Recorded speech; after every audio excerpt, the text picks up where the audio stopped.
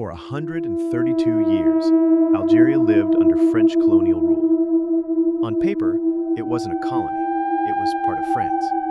But on the ground, it was domination. Land taken, language erased, a people silenced. The French arrived in 1830, and over time they built cities, claimed resources, and turned Algeria into a settler state.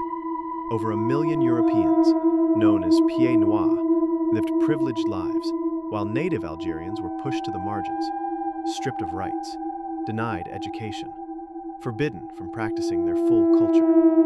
It was a system of quiet violence until the silence broke. In 1945, at the end of World War II, Algerians marched in the town of Sétif, asking peacefully for freedom. The French responded with massacres. Up to 45,000 Algerians were killed in days. Entire villages were destroyed. That moment shattered the hope of reform. It lit the fuse of rebellion. By 1954, a new movement had formed, the FLN, or National Liberation Front. On November 1st, they launched coordinated attacks across Algeria. Their message was simple: we will be free, or we will die trying. France responded with force, sending hundreds of thousands of troops to crush the uprising. What followed was not just a war, it was a dirty war.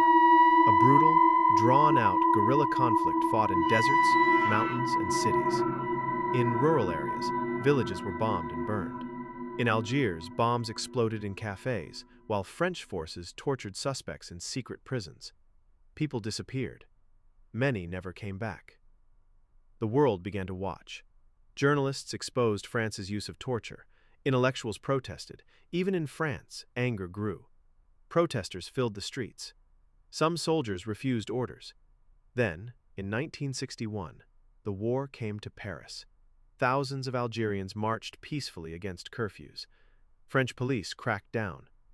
Over 200 people were killed and dumped into the river Seine. For decades, the truth was buried. By 1962, France had lost the will to fight. The economy was strained, its politics in crisis. That year, after negotiations, France agreed to a ceasefire. And on July 5, 1962, Algeria became independent. But the price was staggering. Over 1.5 million Algerians died. The land was scarred, the people traumatized, and over 1 million French settlers fled the country overnight. Algeria had won, not by asking but by resisting, not with permission but with blood. It was one of the deadliest and most defining anti-colonial